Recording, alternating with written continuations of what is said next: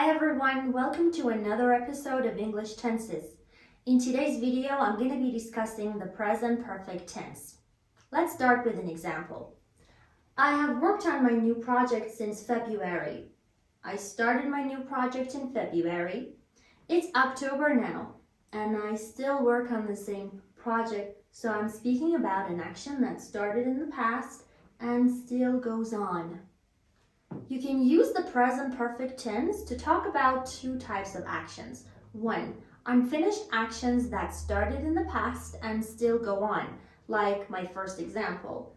I've painted the walls for 5 hours. Christina has studied English since she was 8 years old. To talk about such actions, you can also use the present perfect progressive tense that I'm going to be discussing at the end of the video. So let's say the same sentences in the present perfect progressive. I've been painting the walls for 5 hours. Christina has been studying English since she was 8 years old. The second type of actions discussed in the present perfect tense are finished actions that have happened in the past and are now experiences. And here's the timeline. This is the present. The actions have happened in the past and they're over. Now, what we care about here is whether these actions have or have not occurred. We don't care about the exact time, so never use precise past time expressions in the present perfect tense. For example, she's been to Tokyo several times. The time is not mentioned. Or they have signed some really significant contracts. I didn't mention the time. For definite times in the past, you need to use the simple past tense. For example, she went to school yesterday. The time is definite. It's known. She has gone to that school before. The time is indefinite, unknown. Moving on to the structure. Affirmative statements. Singular subject has past participle or PP. He, she, it has done something.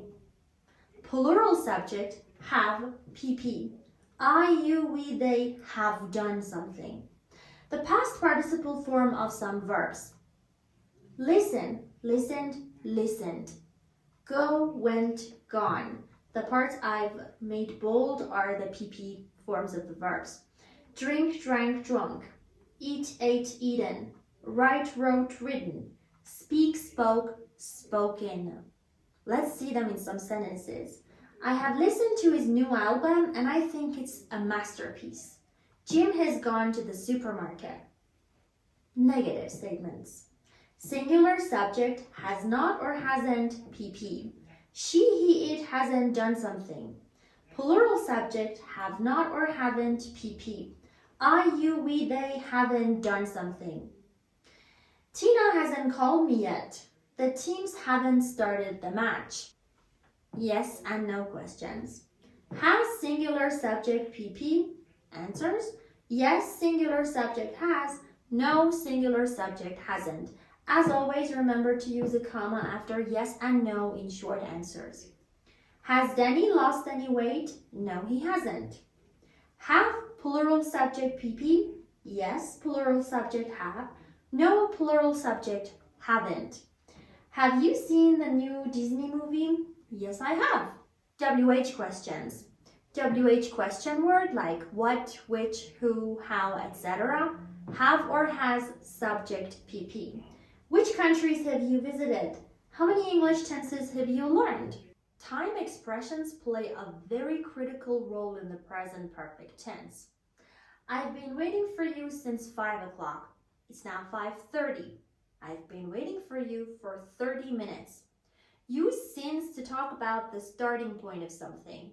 Use for to talk about the duration, to talk about how long something has been happening.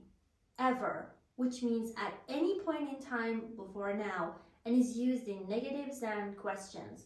Have you ever tried Korean food? She hasn't ever been to Mount Fuji. Now, hasn't ever or haven't ever are equal to has never and have never. For example, I've never seen such a beautiful place, or I haven't ever seen such a beautiful place. She's never played tennis. She hasn't ever played tennis yet, which means until now and is used in negatives and questions. My video hasn't finished yet. I'm still recording it.